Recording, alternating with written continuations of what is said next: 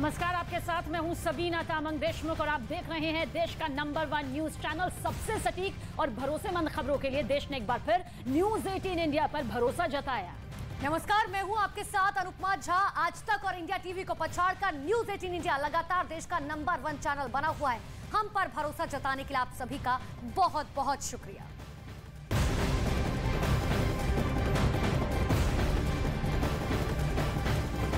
और अब बात बाढ़ बारिश से मचे हाहाकार की करेंगे। हिमाचल प्रदेश के मंडी में पहाड़ का हिस्सा सड़क पर गिरने से चंडीगढ़ मनाली नेशनल हाईवे को बंद करना पड़ा। तो बड़ी जानकारी इस वक्त आपको दे रहे हैं। सड़क पर मलबा जमा हुआ और हाईवे को बंद करना पड़ा क्योंकि पहाड़ दरक दरक कर गिर रहे थे। और लगातार हम आपको तस्वीरें दिखा रहे हैं, लेकिन देखिए पहाड़ों पर एक तरफ बारिश ने मुश्किलें बढ़ा दी हैं तो दूसरी तरफ लगातार लोगों के लिए मुश्किलें बढ़ती ही जा रही हैं। बिल्कुल सही। और दूसरी तरफ बारिश के मौसम में किस तरह से निर्माण कार्य से तबाही मची हुई है वो भी आप इस रिपोर्ट के जरिए देखें।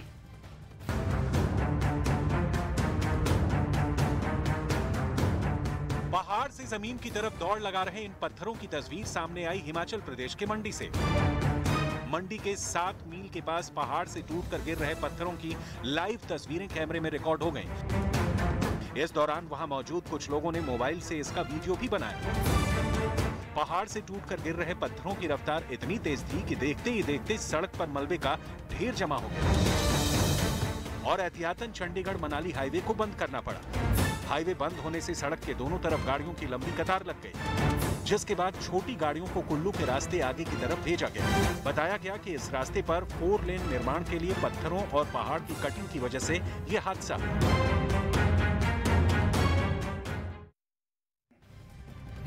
और चलिए अब बढ़ते हैं आगे। भारी बारिश ने दक्षिण भारत के राज्यों को भी लगातार मुश्किलों में वहां पर बढ़ा दी है। तमिलनाडु की तस्वीर आपको दिखाते हैं। तो तमिलनाडु में भारी बारिश की वजह से कावेरी नदी उफान पर आ गई और निचले इलाकों में बस पानी ही पानी भर गया, जिसकी वजह से कावेरी नदी कहर बरपाती दिखाई देती है।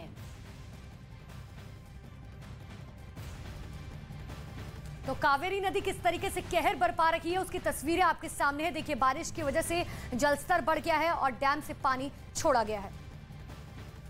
तो दिक्कतें यहां पर बाढ़ और बारिश की वजह से बढ़ती जा रही है। उत्तर भारत के साथ दक्षिण भारत में भी बारिश कहर बरपाती नजर आती है और लगातार हो रही बारिश की वजह से कावेरी नदी का जलस्तर बढ़ गया है, जिसकी वजह से नदी के आसपास के इलाकों में पानी भर गया।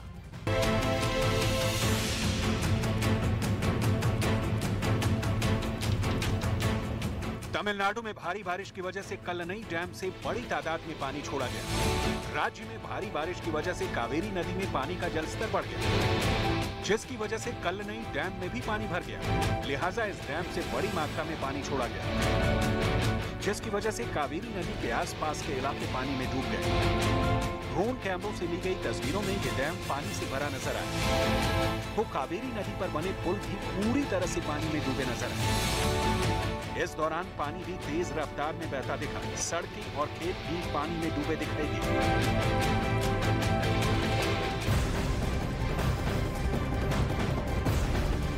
तो भारी बारिश और बाढ़ की वजह से किस तरह से हालात बद से बदतर बनते जा रहे हैं उसकी हर एक तस्वीर आप तक पहुंचा रहे हैं। पंजाब के पठानकोट से खबर, जहां मूसलाधार बारिश लोगों के लिए परेशानी का पहाड़ लेकर सामने आई है और बारिश का पानी अस्पताल में भी घुस गया है, जिसकी तस्वीर हम आपको लगातार दिखा रहे हैं। देखिए यह अस्पताल है जहां पर किस तरीके के हालात जो है बन गए हैं। मरीजों को भारी परेशानी हो रही है। पंजाब के पठानकोट में तेज बारिश के बाद शहर में जगह जगह जलभराव हो गया। सड़क से लेकर अस्पताल तक लोगों की परेशानी किस कदर बढ़ चुकी है, देखिए आप।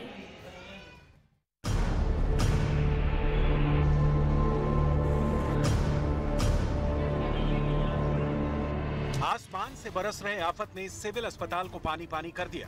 आलम यह है कि इमरजेंसी वार्ड से लेकर महिला वार्ड में सिर्फ और सिर्फ सैलाब नजर आया। चंद घंटे की मूसलाधार बारिश ने पूरे सिस्टम की पोल खोल दी। अस्पताल में पानी की निकासी नहीं होने की वजह से जलभराव के हालात बन गए और सभी मरीजों को अस्पताल की पहली मंजिल पर शिफ्ट करना पड़ा। हालात इस कदर बदतर हुए कि प्रबंधन को बिजली बंद रखनी पड़ी।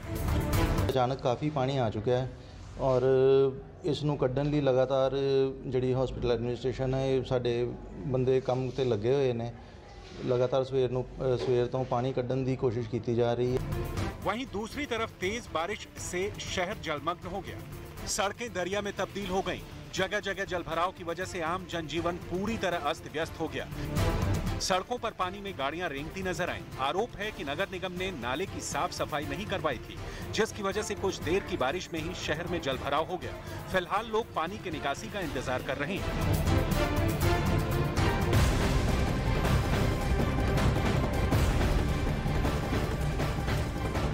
तो अलग अलग जगहों की तस्वीरें लगातार आपको दिखा रहे हैं। अब आपको बिहार की तस्वीरें दिखाते हैं। बिहार के छपरा में भारी बारिश के बाद कई गांव पानी में डूब गए।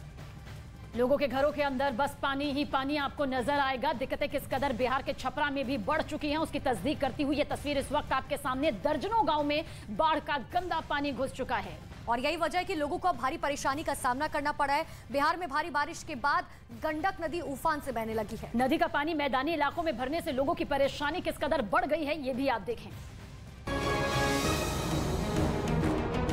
सैलाब का ये वीडियो बिहार के छपरा से आया, जहां भारी बारिश ने लोगों की मुसीबत बढ़ा दी। नदी का जलस्तर इतना अधिक बढ़ा कि पानी लोगों के घर तक पहुंच गया।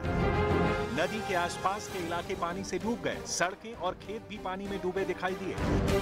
दर्जनों गांव बाढ़ की चपेट में आ गए। गांव और घर में इतना पानी भर गया कि लोग अपने ही घर में मचान बनाकर बैठने को मजबूर हो गए। घर से बाहर निकलने के लिए भी नाव का सहारा लेना पड़ा। गांव के लोग बाढ़ के पानी में बेबस और लाचार दिखे। उत्तर प्रदेश के मथुरा की तस्वीर भी अब आपको दिखाने जा रहे हैं, जहां पर जोरदार बारिश हुई और जोरदार बारिश ने लोगों की मुश्किलें बढ़ा दी हैं। भारी बारिश के बाद सड़कों पर घुटनों तक पानी भर गया है। उत्तर प्रदेश के मथुरा में आसमानी आफत ने लोगों की मुश्किलों को बढ़ा दिया। भारी बारिश के बाद सड़कों पर घुटनों तक पानी भर गया, जिसकी वजह से कई इलाकों में ट्रैफिक थम गया। सड़कों के साथ बाजार में भी सैलाब दिखाई दिया। चारों तरफ सिर्फ घुटने तक पानी ही भरा नजर आया। भारी बारिश के बाद लोगों की मुश्किलें ऐसी बढ़ी कि उनका सड़क पर निकलना भी दूभर हो गया। इस जगह में इतना पानी है, यहाँ से कोई निकल भी नहीं पा रहा है और वहाँ पे पुल के नीचे तो बिल्कुल ही निकलना, मतलब क्या है, मतलब नाले हैं ये कोई नाले होते हैं, पता नहीं नाले में तो पानी नहीं जा रहा, रोड पे पानी जा रहा है बस। सड़कों पर पानी भर जाने से कई इलाकों में लोग मोटरसाइकिल के साथ पैदल सड़क पार करते दिखाई दिए। यही नहीं, जल भराव की वजह से वहां सड़कों पर ट्रैफिक थम गया और लोग कई घंटे जाम में फंसे रहे। लोगों का आरोप है कि मॉनसून से पहले समय रहते सड़क किनारे बने नालों की सफाई नहीं की गई, जिसकी वजह से सड़कों पर पानी भर गया। तो मथुरा की तस्वीर आपने देखी, जहां हाल बेहाल है, लेकिन गंडक नदी का जलस्तर बढ़ने से बिहार के गोपालगंज में कई गांव पानी में डूबे हुए नजर आए और इसकी वजह से गांव से शहर को जाने वाले रास्ते भी बंद हो गए हैं। पहाड़ों से लेकर मैदानी इलाकों तक पानी के प्रहार का हाहाकार मचा है। कहीं नदी नालों में उफान है तो कहीं गांव के गांव पानी में डूब गए। बिहार के गोपालगंज में गंडक नदी का जलस्तर लोगों के गले की फांस बन गया है, तो कुछ गांवों का शहरों से ही संपर्क टूट गया। गोपालगंज में बाढ़ जैसे हालात बने हुए हैं। असल में नेपाल में हो रही भारी बारिश की वजह से गंडक नदी का जलस्तर बढ़ा, जिसके बाद एक बार फिर गोपालगंज के कई गांव पानी में डूबे नजर आए और पानी में डूबे गांवों का संपर्क शहर से कट गया। आलम यह है कि नाव पर बैठकर लोग एक जगह से दूसरी जगह पर जाते दिखे, तो कुछ सैलाब के बीच से ही जान जोखिम में डालकर रास्ता पार करते दिखे। गांव में पानी भरने के बाद लोग सुरक्षित स्थानों पर जाने के लिए ट्रैक्टर की मदद लेते दिखे। गांव में रह रहे लोगों का दावा है कि हर साल उन्हें बारिश के दिनों में ऐसी ही परेशानियों का सामना करना पड़ता है। और इस वक्त की बड़ी खबर की तरफ रुख करेंगे, बिहार की राजधानी पटना से, जहां नाव पर खाना बनाते वक्त सिलेंडर फट गया और इस हादसे में बताया जा रहा है कि देखिए 5 लोगों की मौत हो गई। यह हादसा पटना के मनेर इलाके में हुआ। बड़ी जानकारी इस वक्त की आपको दे रहे हैं, जहां पर पटना में दर्दनाक हादसा हुआ। सिलेंडर फटने से जो जानकारी अब तक है कि 5 लोगों की मौत हो गई।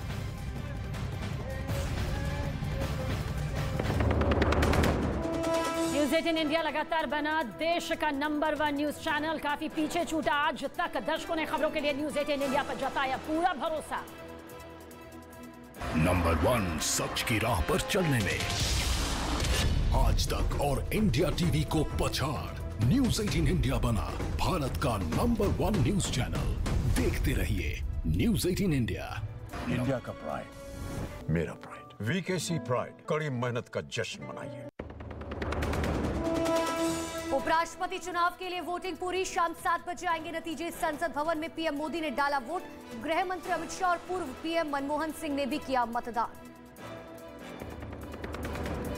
गाजा की ओर से हुए रॉकेट हमले के बाद इजरायल का जवाब, फिलिस्तीन पर रॉकेट दाग कर किया इजरायल का पलटवार। शुक्रवार को इजरायल पर रॉकेट से किया गया था हमला।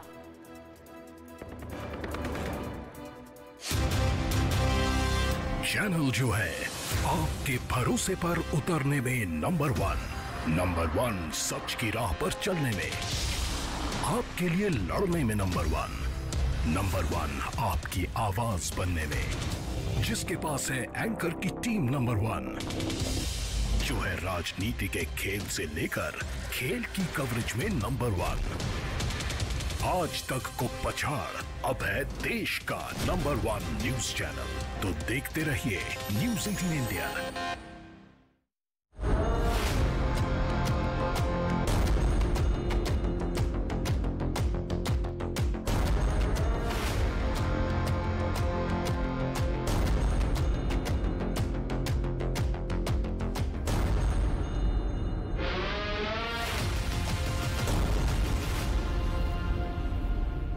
कि जैसे ही रूस की फौज आगे बढ़ने की कोशिश करती है, उस पर बमों और मिसाइलों की बौछार शुरू हो जाती है, वो भी रूस की फौज को चौंकाते हुए। हर बार किसी नए ठिकाने से होने वाली बमबारी ने रूस के सैनिकों को परेशान कर दिया है। रूस की टेंशन ये है कि न तो वो पीछे हट सकता है और न ही वो आगे बढ़ सकता है। खबर है कि अमेरिका ने ताइवान के पास मिलिट्री अभ्यास कर रहे चीन को जवाब देने के लिए समंदर में अपने 7वें बेड़े को डटे रहने के आदेश भी दे दिए हैं। अमेरिकी संसद की स्पीकर नैन्सी पेलोसी की ताइवान यात्रा के बाद चीन और अमेरिका आर पार की लड़ाई लड़ने के मूड में लग रहे हैं और चीन ने ताइवान को 6 तरफ से घेरकर मिलिट्री ड्रिल करनी शुरू कर दी। वो लंबी दूरी तक मार करने वाली मिसाइलों से अभ्यास कर रहा है। चीन के हेलीकॉप्टर ताइवान की सीमा के आसपास चक्कर काट रहे हैं। यही नहीं, चीन ने अपनी इस मिलिट्री ड्रिल का वीडियो भी जारी किया, जिसके बाद खबर आई कि अमेरिका चीन की हरकतों पर चुप बैठने के मूड में नहीं है। वो ताइवान से किया वादा पूरा करने की तैयारी कर चुका है। चीन और ताइवान की जंग हुई तो ब्लू बैटलफील्ड यानी समंदर में ही होगी। यही वजह रही कि अमेरिका ने साउथ चाइना सी में तैनात अपने aircraft carrier USS Ronald Reagan को डटे रहने का निर्देश दिया, जिसका मतलब यह कि अगर चीन ने ताइवान पर हमला किया तो अमेरिका बिना देर किए पलटवार करेगा। वैसे नैन्सी पेलोसी के ताइवान दौरे से पहले ही अमेरिका ने यूएसएस रोनाल्ड रेगन को साउथ चाइना सी में तैनात कर दिया था, क्योंकि खबर थी कि चीन नैन्सी पेलोसी के विमान पर हमला कर सकता है। लेकिन ऐसा कुछ नहीं हुआ। हाँ, पेलोसी के जाते ही चीन ने ताइवान के चारों ओर नाकेबंदी शुरू कर दी। उसकी मिसाइलें ताइवान के ऊपर से जाने लगीं और लड़ाकू विमान हवाई सीमा में घुसने लगे, जिसके बाद अमेरिका ने फैसला किया कि वो यूएसएस रोनाल्ड रेगन को साउथ चाइना सी में तैनात रखेगा। उसने अपने महाशक्तिशाली एयरक्राफ्ट कैरियर के नेतृत्व में नौसेना के 7वें बेड़े को ताइवान के पास डटे रहने के आदेश दिए, जिसका मतलब ये हुआ कि चीन जैसे ही ताइवान पर हमला करेगा, अमेरिका की नौसेना का 7वां बेड़ा समंदर में चीन पर वार करेगा। अमेरिका ये खुलकर बोल चुका है कि वो समंदर में शांति और ताइवान की सुरक्षा के मुद्दे से कोई समझौता नहीं करेगा और दुनिया को धमका रहा है कि वो ताइवान का साथ न दे। वो ताइवान को अपनी नाक का मुद्दा बना चुका है और सीधा अमेरिका से उलझ चुका है, जिसके बाद अमेरिका ने भी ठान लिया कि वो समंदर पर राज करने का सपना देख रहे चीन की चालों को फेल कर देगा। और खबर है कि अपनी इसी रणनीति के तहत उसने ऑस्ट्रेलिया में अपने 4 ताकतवर लड़ाकू विमान B-2 बॉम्बर को तैनात कर दिया है, क्योंकि ऑस्ट्रेलिया भी इंडो पैसिफिक रीजन का हिस्सा है और जरूरत पड़ने पर B-2 बॉम्बर वहां से चीन की ओर उड़ान भर सकते हैं। एक सैटेलाइट इमेज में अमेरिका के B-2 बॉम्बर ऑस्ट्रेलिया के डेक पर खड़े नजर आए। B-2 बॉम्बर की खासियत है स्टेल्थ तकनीक, जो उसे दुश्मन की नजरों और रडार से बचाती है। अमेरिका के इस विमान के नाम दुनिया का सबसे लंबा हवाई हमला करने का रिकॉर्ड दर्ज है, क्योंकि 40,000 फीट की ऊंचाई पर इसकी अधिकतम रफ्तार 1000 किलोमीटर होती है। यानी ये विमान ड्रैगन की शामत बन सकते हैं। वैसे अमेरिका का कहना है कि एक सुरक्षा के समझौते के तहत उसके लड़ाकू विमानों का ऑस्ट्रेलिया में रोटेशन हो रहा है और इसी वजह से 4 B-2 बॉम्बर वहां भेजे गए। लेकिन माना जा रहा है कि अमेरिका ने ऐसा ताइवान पर नजरें गड़ाए बैठे चीन को रोकने के लिए किया है, क्योंकि चीन जिस तरह से ताइवान की नाकेबंदी कर रहा है उससे साफ है कि वो उसकी अर्थव्यवस्था की कमर तोड़ना चाहता है, क्योंकि ताइवान के 6 तरफ मिलिट्री एक्सरसाइज करके उसने 6 तरफ से ताइवान को ब्लॉक कर दिया है, जिसकी वजह से कोई भी विमान या जहाज वहां नहीं पहुंच सकता। यानी समंदर और हवाई रास्ते से होने वाला व्यापार मिलिट्री ड्रिल पूरी होने तक बंद है। इस बात की भी कोई गारंटी नहीं कि सैन्य अभ्यास होने के बाद चीन की नेवी और वायुसेना ताइवान की सीमा के पास से हट जाएंगी, क्योंकि ड्रैगन ये साफ कर चुका है कि वो ताइवान को किसी कीमत पर हासिल करेगा। लेकिन उसके लिए ये आसान नहीं होगा, क्योंकि अमेरिका ने ऐलान कर दिया है कि वो ताइवान की मदद के लिए आ रहा है। यानी यहाँ चीन ने ताइवान पर हमला किया और वहां अमेरिका चीन पर टूट पड़ेगा। उधर खबर है कि चीन की जंग की धमकी पर जोरदार पलटवार करने का दम भर रहा ताइवान लड़ाकू विमान उड़ाने वाले पायलटों की कमी से जूझ रहा है। अमेरिकी संसद की स्पीकर नैन्सी पेलोसी की ताइवान यात्रा के बाद से ही चीन उस पर भड़का हुआ है और उसने ताइवान की नाकेबंदी शुरू कर दी है। पेलोसी के लौटते ही चीन ने ताइवान के पास 6 इलाकों में सैन्य अभ्यास शुरू कर दिया। चीन ने इस मिलिट्री एक्सरसाइज को लाइव फायरिंग नाम दिया है। ये मिलिट्री ड्रिल ताइवान से सिर्फ 16 किलोमीटर दूर की जा रही है, जो अगस्त तक चलेगी। चीन पहले ये ड्रिल ताइवान से करीब 100 किलोमीटर दूर करता था, लेकिन पेलोसी के दौरे के बाद वो ताइवान पर ज्यादा आक्रामक है। यही नहीं, ताइवान और अमेरिका को अपनी ताकत दिखाने के लिए चीन ने 100 से ज्यादा फाइटर जेट को ताइवान की एयर स्पेस में उड़ा दिया। और दावा किया जा रहा है कि चीन ताइवान को घुटनों पर लाने के लिए लंबी दूरी तक मार करने वाली बैलिस्टिक मिसाइलों को दागने से भी नहीं हिचक रहा। मतलब ये कि नैन्सी पेलोसी के ताइवान की धरती पर कदम रखने के बाद से ही ताइवान की मुसीबतें बढ़ गई हैं। और पश्चिमी मीडिया का दावा है कि चीन ताइवान पर कभी भी हमला कर सकता है। हालांकि ताइवान ने भी अमेरिका की मदद से चीन को सबक सिखाने के लिए कमर कस ली है। चीन का सामना करने के लिए ताइवान अमेरिका के F-16 फाइटर जेट पर निर्भर है, लेकिन मुसीबत यह है कि उसके पास अमेरिकी फाइटर जेट को उड़ाने के लिए पायलटों की भारी कमी है, जिससे उसकी टेंशन बढ़ गई है। मतलब यह कि अगर ताइवान पर हमला होता है तो चीन से टक्कर लेने में उसे कई तरह की मुश्किलों का सामना करना पड़ सकता है। जबकि चीन युद्ध पर आमादा है। उसने ताइवान स्ट्रेट में जंगी जहाज और परमाणु क्षमता से लैस पनडुब्बियों को भी तैनात कर दिया है। लेकिन ताइवान सिर्फ पायलटों की कमी ही नहीं, बल्कि अपने स्ट्रॉबेरी सैनिकों से भी परेशान है। और पश्चिमी मीडिया का दावा है कि ताइवान के ये सैनिक किसी भी सूरत में जंग नहीं चाहते हैं। जंग में जाने से बचने के लिए वो बर्गर खाकर अपना वजन बढ़ाने या यूं कहें कि मोटा होने में जुटे हैं, ताकि चीन से जंग छिड़ने पर उन्हें युद्ध में न भेजा जाए। इसी वजह से पश्चिमी मीडिया इन्हें ताइवान के स्ट्रॉबेरी सैनिक के नाम से बुलाता है। पश्चिमी मीडिया का दावा है कि स्ट्रॉबेरी सैनिक ट्रेनिंग में हिस्सा नहीं लेते और अगर गलती से भी ट्रेनिंग करते हैं तो जानबूझकर घायल हो जाते हैं। ये भी दावा है कि ताइवान के ये सैनिक चीन से बेहतर संबंध चाहते हैं, ताकि जंग न हो और उनकी नौकरी सुरक्षित रहे। दावा किया गया कि ताइवान के स्ट्रॉबेरी सैनिकों ने पेलोसी के दौरे का भी विरोध किया था। इनका आरोप है कि पेलोसी का दौरा कराकर अमेरिका ने चीन को उकसाया है और इसी वजह से चीन ताइवान पर हमले की तैयारी में है। इस बीच खबर है कि एक दिन पहले चीन ने जानबूझकर जापान के समुद्री इलाके में मिसाइलें दागी। चीन ताइवान के इर्द गिर्द युद्ध अभ्यास कर रहा है और लंबी दूरी की मिसाइलें दाग रहा है। लेकिन चीन और ताइवान के बीच चल रही टेंशन में उस समय जापान की भी एंट्री हो गई, जब चीन की 5 मिसाइलें जापान की समुद्री सीमा में जा गिरी। जापान ने दावा किया कि मिलिट्री ड्रिल कर रहे चीन की 5 मिसाइलें जापान के एक्सक्लूसिव इकोनॉमिक जोन में जा गिरी। उसका कहना है कि चीन की मिसाइलें पहली बार उसके इलाके में पहुंची और ये जापान की सुरक्षा के लिए चिंता की बात है। पेलोसी की यात्रा से ताइवान पर भड़का चीन लंबी दूरी की मिसाइलें दाग रहा है, जो ताइवान के अंदर तो नहीं लेकिन उसके आसपास गिर रही हैं, या यूं कहें कि उसे छूकर गुजर रही हैं।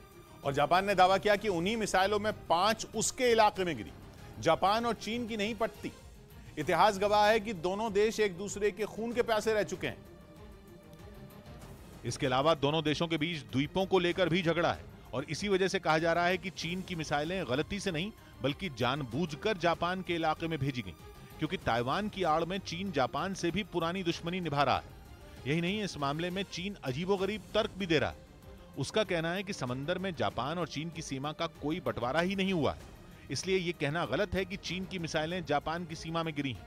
चीन ने बताया कि मिलिट्री ड्रिल के दौरान उसने ताइवान के उत्तर, पूर्व और दक्षिण की ओर 11 मिसाइलें दागी थी और जापान ने जानकारी दी कि उन्हीं में 5 उसके समुद्री क्षेत्र में पहुंच गई। इस मामले में जापान की ओर से कड़ी प्रतिक्रिया दी गई। 3 देशों तक फैले होने की वजह से उनकी समुद्री सीमा का सटीक बंटवारा नहीं हो पाया, लेकिन जापान ने आरोप लगाया कि चीन की मिसाइलें उसके एक्सक्लूसिव इकोनॉमिक जोन में गिरी। मतलब यह कि चीन की मिसाइलें जापान के उस समुद्री इलाके में गिरी जिसके प्राकृतिक संसाधनों के इस्तेमाल का अधिकार जापान के पास है, लेकिन चीन समुद्र में किसी सीमा को नहीं मानता और वो जापान के एक्सक्लूसिव इकोनॉमिक जोन वाले तर्क को झुठला रहा है। वैसे चीन और जापान की दुश्मनी 90 साल पुरानी है और दोनों देशों में द्वीपों को लेकर भी विवाद है और इसीलिए कहा जा रहा है कि चीन ने जो किया वो जानबूझकर किया। बड़ी बात यह है कि चीन ताइवान हो या चीन जापान, दोनों के बीच में अमेरिका कॉमन है, क्योंकि अमेरिका जापान की रक्षा करने के लिए कानूनी तौर पर बाध्य है, जिसकी वजह है दूसरे विश्व युद्ध के बाद हुआ एक समझौता, जिसके तहत अमेरिका को जापान में अपनी नौसेना का बेस बनाने का अधिकार मिला है।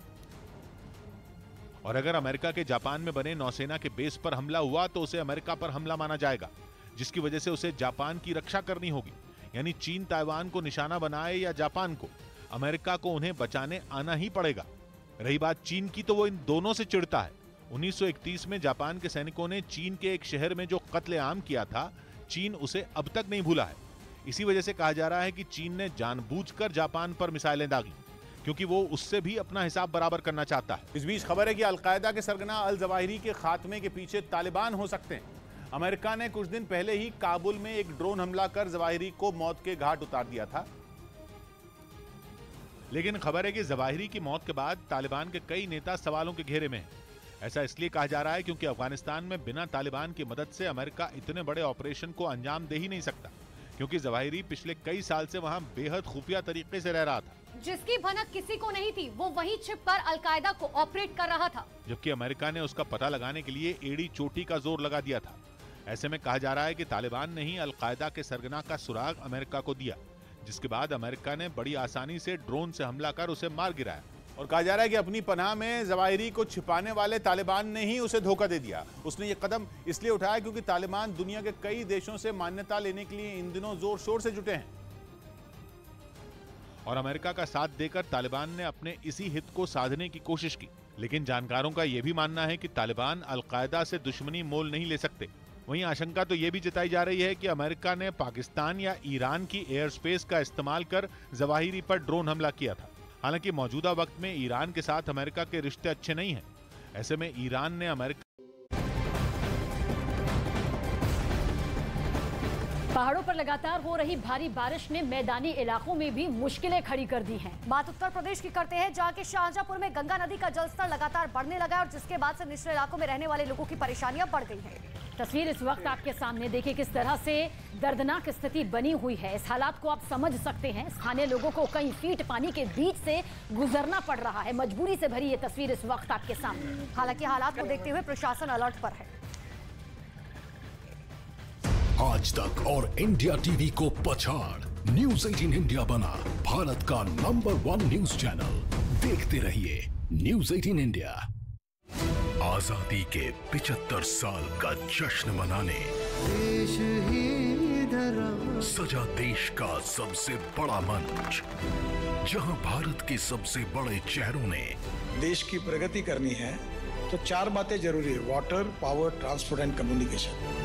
देश के नंबर 1 न्यूज चैनल के साथ शिखर पे बने रहिए, अच्छे बने रहिए। आप स्थायी रूप में नंबर 1 रहे, यही शुभेच्छा दूंगा। किया उनका सम्मान जिन्होंने बढ़ाया है देश का मान। कब आपको लगा कि अब आप सफल हो गए? वो तो कभी नहीं लगा, अभी भी नहीं लगता है। अमृत रत्न सिर्फ देश के number 1 news channel news 18 India पर। ब्लैक हॉक डाउन के नाम से भी जाना जाता है। और उस वक्त ये खबर आई थी कि सैफ अल अदील ने ही वहां आतंकियों को विस्फोटक बनाने और मिसाइलों को गिराने की ट्रेनिंग दी थी, क्योंकि वो खुद मिस्र की सेना में कर्नल रैंक का अधिकारी रह चुका था। लेकिन 1981 में मिस्र के राष्ट्रपति की हत्या के बाद वो मिस्र छोड़कर अफगानिस्तान पहुंच गया था, जहां वो आतंकी संगठनों के साथ जुड़ गया और उसे सोवियत संघ को वहां से बाहर करने की जिम्मेदारी सौंपी गई। लेकिन अमेरिका के प्रति सैफ अल अदील की नफरत कम नहीं हुई और उसने 1998 में एक बार फिर अमेरिकी सैनिकों को निशाना बनाने की साजिश रची।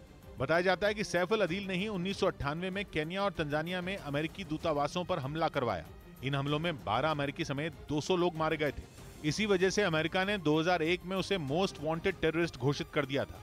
इसके साथ ही अमेरिका ने उसे पकड़वाने वाले को भारी भरकम इनाम देने का भी ऐलान किया और मौजूदा वक्त में उसे पकड़वाने वाले को अमेरिका ने $10 मिलियन यानी भारतीय रुपयों में करीब 79 करोड़ रुपए देने का ऐलान किया है। उधर खबर है कि पूर्वी यूक्रेन में रूस की सेना लगातार हो रहे जवाबी हमलों की वजह से बुरी तरह फंस गई है। जंग के 163 दिन बीतने के बाद भी पूर्वी यूक्रेन में रूस डोनेस्क को पार नहीं कर पाया है। डोनेस्क पूर्वी यूक्रेन का ऐसा प्रांत है जो जंग से पहले ही विद्रोहियों के कब्जे में था।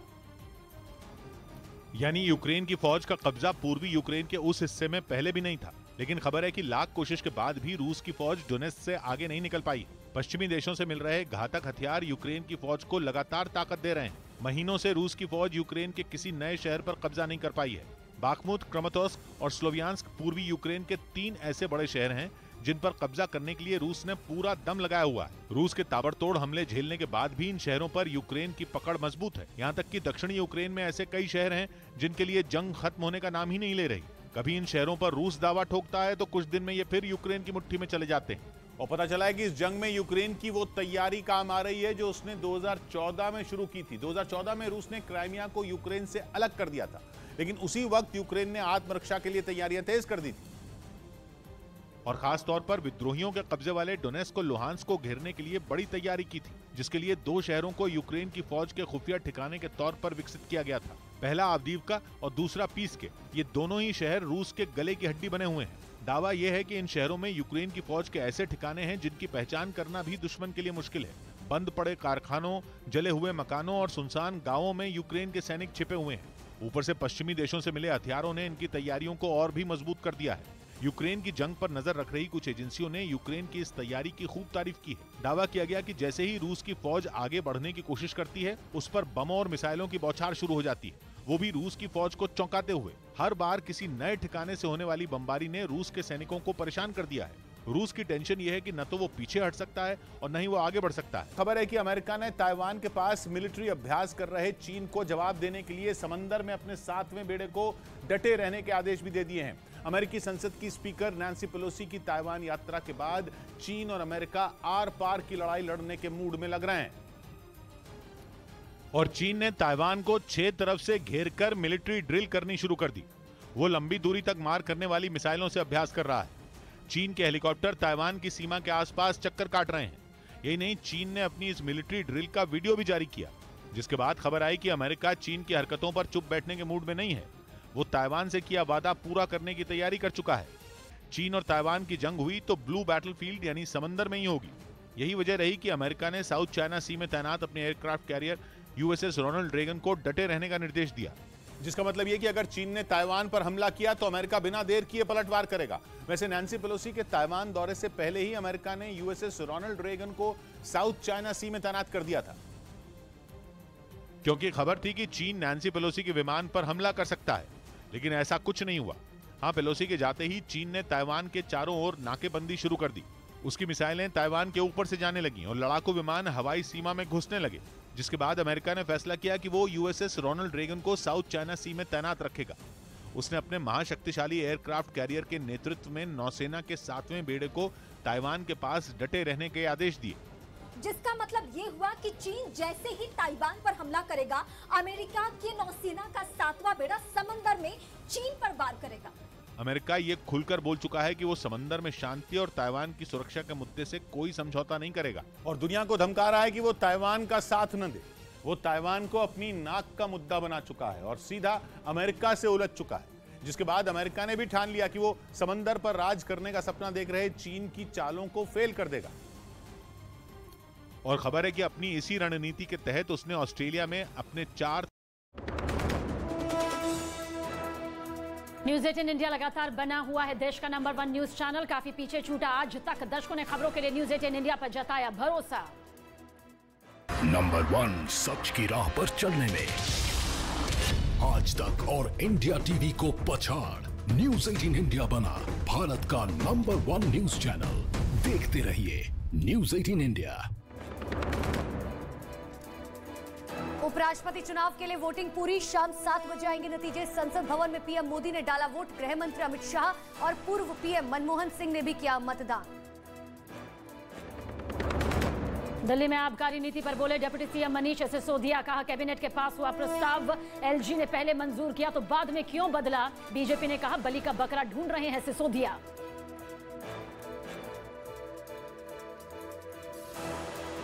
असली भ्रष्टाचार वहां हुआ जहां ये निर्णय चेंज हुआ, किसके दबाव में हुआ, इसमें भारतीय जनता पार्टी के किस नेता की क्या भूमिका थी।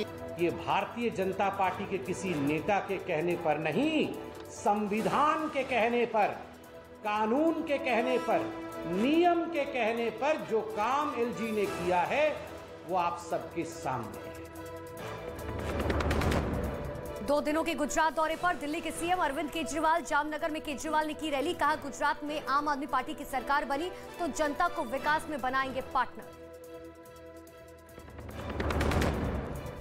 नुपुर शर्मा के समर्थन में स्टेटस लगाने पर महाराष्ट्र के अहमदनगर में युवक की बेरहमी से पिटाई, पुलिस ने मामला दर्ज किया। मामले में 4 आरोपी धर दबोचे गए।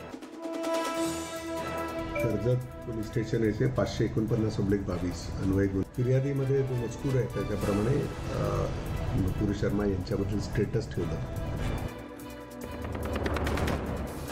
नोएडा की पॉश सोसाइटी में महिला के साथ अभद्रता का वीडियो वायरल. पुलिस ने आरोपी श्रीकांत त्यागी के खिलाफ कार्रवाई शुरू की. हाउसिंग सोसाइटी पहुंचे बीजेपी सांसद महेश शर्मा ने कहा, आरोपी का बीजेपी से कोई नाता नहीं. 48 घंटों में अगर ये जेल के पीछे नहीं हुआ तो मेरी पार्टी आपके साथ मिलकर यहां से बेदखल करेगी. शुक्रवार को हुए दिल्ली में कांग्रेस के प्रदर्शन पर पुलिस ने दर्ज की एफआईआर. पुलिस कर्मियों से हाथापाई और सरकारी काम में बाधा डालने की धाराएं. एफआईआर में कांग्रेस के किसी भी बड़े नेता का नाम नहीं. भारत और वेस्टइंडीज के बीच टी20 सीरीज का चौथा मुकाबला आज. 5 मैचों की सीरीज में 2-1 से आगे है टीम इंडिया. आज के मैच में कप्तान रोहित शर्मा के खेलने पर सस्पेंस बरकरार. गाजा की ओर से हुए रॉकेट हमले के बाद इजरायल का जवाब. फिलिस्तीन पर रॉकेट दाग कर किया पलटवार. शुक्रवार को इजरायल पर दागी गई रॉकेट का इजरायल दे रहा है जवाब.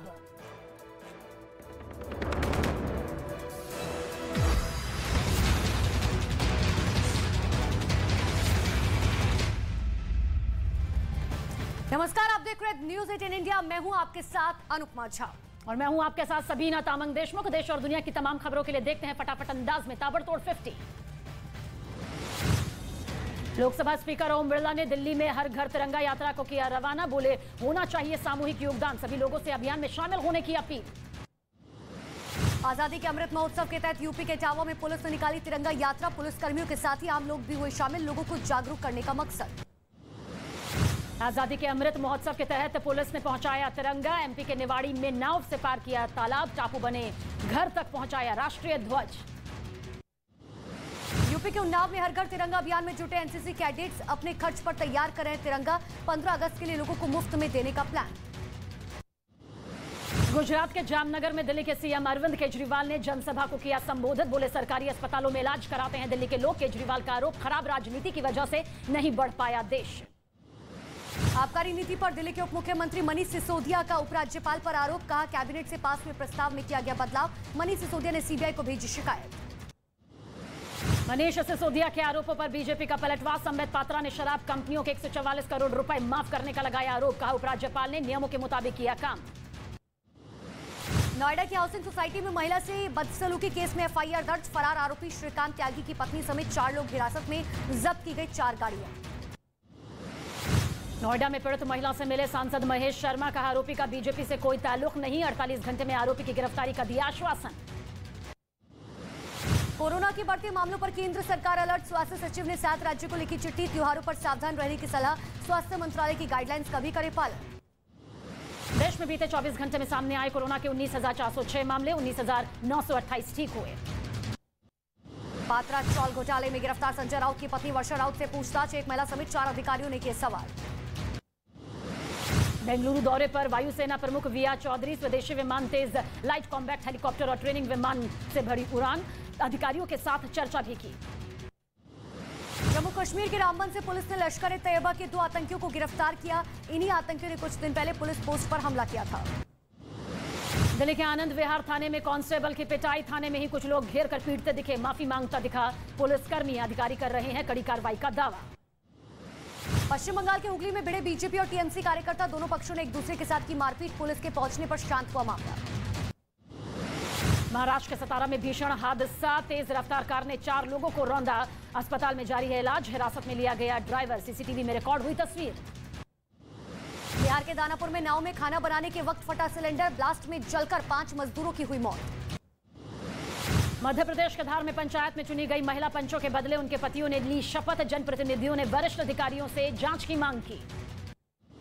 बिहार के गोपालगंज में बाढ़ ने बढ़ाई परेशानी. घर डूबने की वजह से तंबू तान कर रहने को मजबूर हुए लोग. पीने के लिए नहीं मिल पा रहा शुद्ध पानी.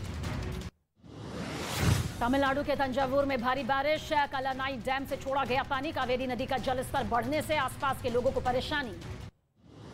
नेपाल में गंडक नदी में आया उफान. नदी के बढ़ते जलस्तर की वजह से बिहार के छपरा समेत कई जिलों में आई बाढ़. हिमाचल प्रदेश के मंडी में भारी बारिश से परेशानी बढ़ी. पहाड़ी से मलबा गिरने से चंडीगढ़ मनाली नेशनल हाईवे बंद. काफी मुश्किल से मलबा हटाकर खोला गया रास्ता. उत्तर प्रदेश के मथुरा में भारी बारिश से बाढ़ के हालात तो बिगड़े। सड़क पर घुटनों तक भरा पानी, कई जगह जैम में घंटों फंसे रहे लोग। प्रशासन पर समय रहते नालों की सफाई नहीं करने का आरोप। नरोरा बैराज से पानी छोड़े जाने के बाद यूपी के शाहजहांपुर में बढ़ा गंगा का जल स्तर। नदी के किनारे रह रहे लोगों के घर में पानी घुसा। प्रशासन ने तैनात की टीमें। यूपी के प्रतापगढ़ में हाईवे पर चलती कार में अचानक लगी आग। कार में सवार लोगों ने कूदकर बचाई जान। शॉर्ट सर्किट की वजह से लगी थी आग। मध्य प्रदेश के छतरपुर में कपड़े की दुकान जलकर हुई राख। कड़ी मशक्कत के बाद आग पर काबू पाया जा सका। जम्मू कश्मीर के सोपोर में एक चलती कार आग का गोला बन गई। आसपास फैले काले धुएं का गुबार। वक्त रहते कार से बाहर निकाला गया कार सवार। महाराष्ट्र के गढ़चिरौली में सीआरपीएफ के जवानों ने नक्सलियों के विस्फोटक को नष्ट किया। जमीन में दबाकर रखे गए थे हथियार और विस्फोटक। बिहार के वैशाली जिले में 2 लोगों की मौत से मचा हड़कंप। जहरीली शराब पीने से मौत की आशंका जताई जा रही है। मध्य प्रदेश के रतलाम में छात्र संदीप परमार आत्महत्या मामले में पुलिस की कार्रवाई तेज। कॉलेज संचालक और प्रबंधक पर आत्महत्या के लिए उकसाने का केस दर्ज है। बिहार के मोतिहारी में ट्रक के गुजरने से गिरा पुल। गुजरते ही गिरा पुल। नहर में लटक गया ट्रक। ड्राइवर और क्लीनर ने मुश्किल से बचाई जान। 80 के दशक में बना था ये पुल। उत्तर प्रदेश के बदायूं में ठगी के आरोप में 3 लोग गिरफ्तार। करीब 5.5 किलो नकली चांदी के साथ ही कार और हथियार बरामद। नकली चांदी को असली बताकर बेचने का आरोप। बिहार के जमुई के एसपी को धमकी देने का आरोपी गिरफ्तार। देवघर के होटल से पकड़ा गया कुणाल सिंह। बालू के कारोबार से जुड़ा हुआ आरोपी। मध्य प्रदेश के खंडवा में 50,000 रुपए रिश्वत लेते लोक निर्माण विभाग का कार्यपालन यंत्री गिरफ्तार। लोकायुक्त पुलिस ने की कार्रवाई। 10 लाख का बिल पास करने के बदले रिश्वत लेने का आरोप। यूपी के मेरठ से हैरान करने वाला वीडियो आज सामने। स्कूल की 2 मंजिला बिल्डिंग से नीचे उतरने के लिए स्टंट करता दिखाई दिया एक लड़का। मध्य प्रदेश के उज्जैन में 3 बाइक लेकर फरार हुए चोर। सीसीटीवी में रिकॉर्ड हुई चोरी की वारदात। मौके पर अपनी बाइक छोड़ गया चोर। मध्य प्रदेश के टीकमगढ़ में जमीन विवाद में 2 पक्षों के बीच चले ईंट और पत्थर। खूनी झड़प में कई लोग हुए घायल। यूपी के शामली में मामूली विवाद में फायरिंग। पूर्व महिला ग्राम प्रधान को लगी गोली। अवैध हथियारों के साथ आरोपियों का वीडियो वायरल। यूपी के झांसी में तेज रफ्तार का कहर देखा गया। सड़क पार कर रही लड़की को कार ने कुचल दिया। सीसीटीवी में रिकॉर्ड हुई पूरी घटना। बिहार के मुंगेर में एक स्कूल में बास्केटबॉल खेलने के दौरान अचानक गिरी छात्रा। अस्पताल में लड़की की मौत। उत्तराखंड के उधम सिंह नगर में बैराज के ऊपर लगी रेलिंग में फंसा मगरमच्छ। वन विभाग के कर्मचारियों ने मगरमच्छ को बाहर निकाला। रूस और यूक्रेन युद्ध के बीच उत्तर कोरिया के प्रशासक किम जोंग उन ने पुतिन को मदद के लिए पेशकश की। सूत्रों के मुताबिक पुतिन को युद्ध में 1 लाख सैनिक देने की बात कही। ताइवान के मुद्दे पर अमेरिका और चीन के बीच बड़ी तनातनी। ताइवान तट के पास चीन का युद्ध अभ्यास जारी। सेना तैयारियों में जुटी हुई है। चीन ने अमेरिकी संसद के स्पीकर नैंसी पेलोसी की एंट्री पर लगाया बैन। चीन ने क्लाइमेट चेंज और सैन्य मामलों पर अमेरिका से अपनी बातचीत पर लगाई रोक। फिलिस्तीनी आतंकियों के ठिकाने को इजराइल ने निशाना बनाया। गाजा पट्टी पर ताबड़तोड़ हवाई हमले शुरू किए गए। अफ्रीकी देश सेनेगल की राजधानी डकार में बाढ़ का कहर। एक शख्स की मौत। अंडरपास में डूबने की वजह से कई कारें बर्बाद। तबाह हुई कई सड़कें। कॉमनवेल्थ गेम्स में भारत का शानदार प्रदर्शन। कुश्ती में दीपक पुनिया, बजरंग पुनिया, साक्षी मलिक ने जीता गोल्ड। अब तक कुल 9 गोल्ड के साथ भारत के खाते में 26 मेडल। पीएम मोदी ने दी बधाई। कुश्ती मुकाबले में गोल्ड जीतने पर साक्षी मलिक के घर रोहतक में जश्न। स्वदेश लौटने पर साक्षी का भव्य स्वागत किया जाएगा। और हरियाणा के सोनीपत में बजरंग पुनिया की जीत पर खुशी का माहौल। बजरंग के घर बधाई देने के लिए लोगों का तांता लगा।